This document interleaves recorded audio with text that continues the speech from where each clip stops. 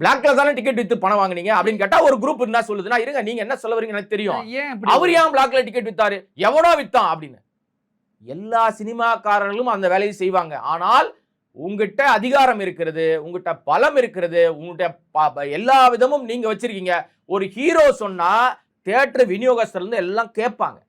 என்னுடைய படத்தை இந்த தொகைக்கு மேல விற்க கூடாதுன்னு சொல்வதற்கு துணிச்சல் இருக்கிறவன் தான் ஹீரோ. விஜய் சொல்லவே இல்லையா? எங்க சொல்லியிருக்காரு காட்டுங்க, எங்க சார் சொல்லியிருக்காரு? இன்னைக்கு படம் வெளிவராத ஜனநாயகன் படத்தையே ஒரு தயாரிப்பாளர் சொல்றாரு, வெளிப்படையாவே சொல்றாரு, 50 கோடி ரூபாய முன்பண டிக்கெட்ல இருந்து திருப்பி கொடுத்திருக்காங்கன்னு. எப்படி வந்திருக்கோம் 50 கோடி ரூபாய்? ஒரு டிக்கெட் விலை என்ன? அரசாங்கம் நிர்ணயிக்கிற விலை 190 ரூபாய், மால்கள்ல 200 ரூபாய். அவ்வளவுதானே சார் டிக்கெட்டோட விலை. அப்ப நீங்க என்ன விலைக்கு வித்திருக்கீங்க ரசிகர் மன்றத்துக்கிட்ட?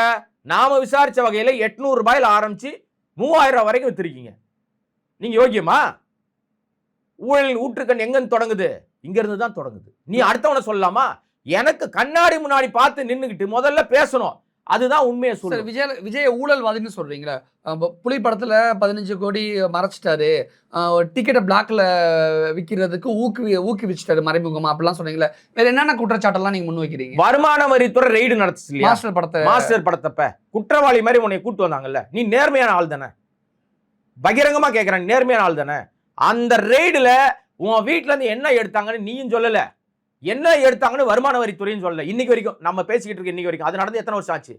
அப்ப அன்னைக்கே உன்னை கூப்பிட்டு எல்லாத்திலையும் கையெழுத்து வாங்கி வச்சிருச்சா பாஜக அரசாங்கம்? அதனாலதான் பாஜகன்னு பேர் சொல்ல பயப்படுறியா? எங்க சார் பேசுறாரு?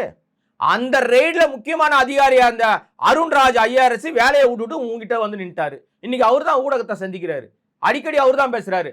இந்த வார்த்தையை அவர் தான் சொல்றாரு. ஒரு அதிகாரி, ஐஆர்எஸ் அதிகாரி வருமான வரித்துறை போட்ட அந்த ஃபைனுக்கு இல்ல சார் எங்களுக்கு மேல்முறையீடு போவதற்கு வாய்ப்பு இருக்கு சார், அதற்கு வழி இருக்கு சார் சொல்றது யாரு?